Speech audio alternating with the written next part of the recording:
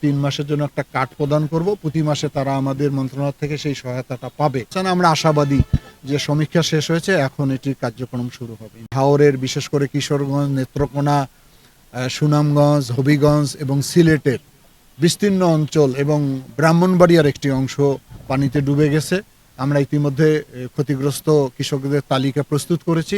তাদেরকে আমরা 3 মাসের জন্য একটা কার্ড প্রদান করব, প্রতি মাসে তারা আমাদের মন্ত্রণালয় থেকে সেই সহায়তাটা পাবে।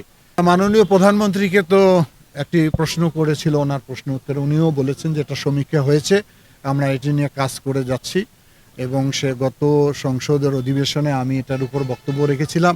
আমার বক্তব্যের সমস্ত বিরোধী দল, সরকারি দলের সব সংসদ সদস্য টেবিল চাপড়িয়ে সমর্থন জানিয়েছে। অপোজিশন লিডার উনি আমাদেরকে এই আন্দোলনের সঙ্গে সংহতি প্রকাশ করেছেন। মাননীয় প্রধানমন্ত্রীও আমার রেফারেন্সে কথা বলেছেন। আমরা আশাবাদী যে সমীক্ষা শেষ হয়েছে, এখন এটির কার্যক্রম শুরু হবে।